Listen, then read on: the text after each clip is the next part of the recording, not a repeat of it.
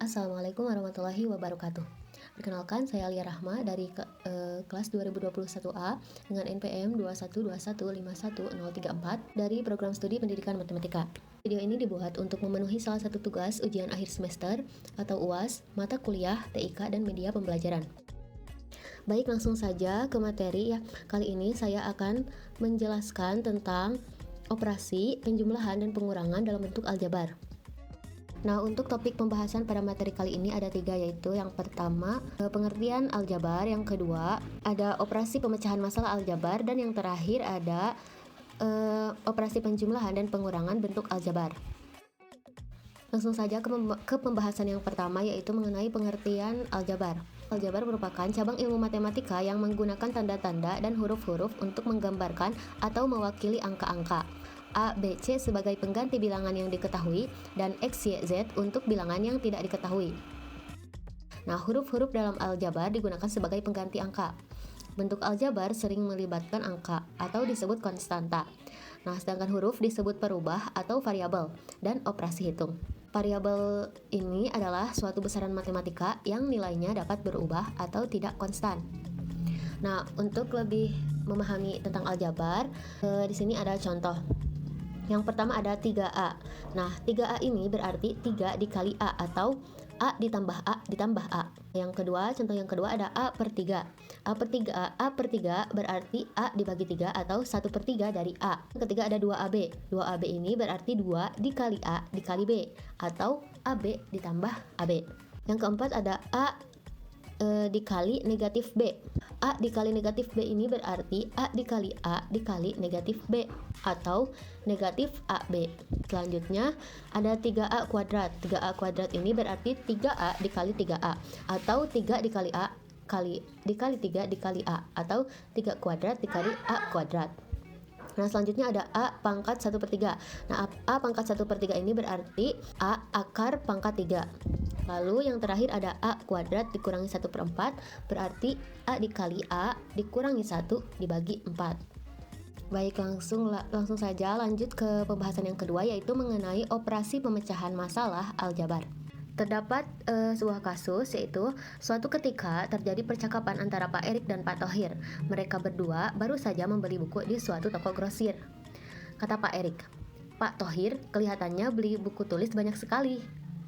Kata Pak Thohir, "Iya Pak, ini pesanan dari sekolah saya. Saya beli 2 kardus dan 3 buku." Pak Erik beli apa saja? Lalu dijawab oleh Pak Erik, "Saya hanya beli 5 buku Pak. Buku ini untuk anak saya yang kelas 7 SMP." Nah, dalam percakapan tersebut terlihat bahwa ada 2 orang yang menyatakan banyak buku dengan satuan yang berbeda. Pak Thohir menyatakan jumlah buku dalam satuan kardus, sedangkan Pak Erik langsung menyebutkan banyak buku yang ia beli dalam satuan buku. Nah, alternatif untuk pemecahan masalah ini yaitu bisa kita buatkan tabel seperti di PPT. Nah, simbol X yang ada di tabel bisa mewakili sembarang bilangan, yakni jika X sama dengan 10, maka 2X ditambah 3 sama dengan 2 dikali 10 ditambah 3. Maka hasilnya 20 ditambah 3, yaitu 23. Lalu jika X sama dengan 15, maka 2X ditambah 3 sama dengan 2 dikali 15 ditambah 3 sama dengan 30 ditambah 3, yaitu 33. Selanjutnya jika X sama dengan 20, maka 2X ditambah 3 sama dengan 2 dikali 20 ditambah 3 sama dengan 40 ditambah 3, maka hasilnya adalah 43.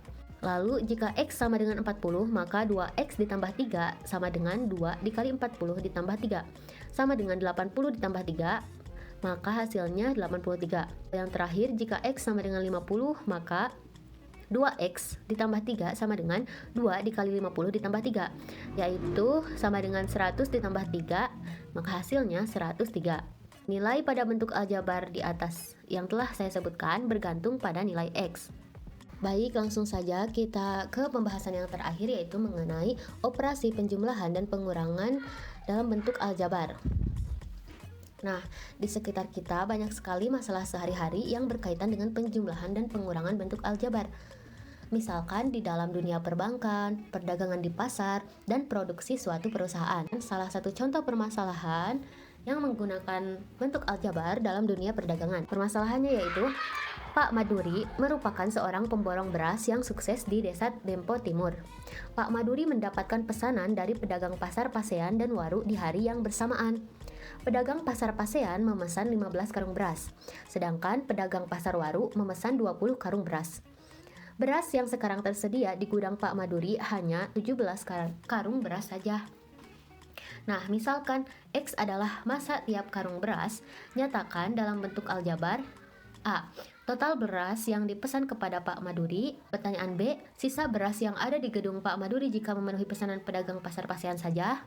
Lalu pertanyaan yang terakhir, kekurangan beras yang dibutuhkan Pak Maduri jika memenuhi pesanan pedagang pasar Waru saja. Baik, langsung saja ke alternatif pemecahan masalahnya. Masalah yang pertama yaitu total beras yang dipesan kepada Pak Maduri.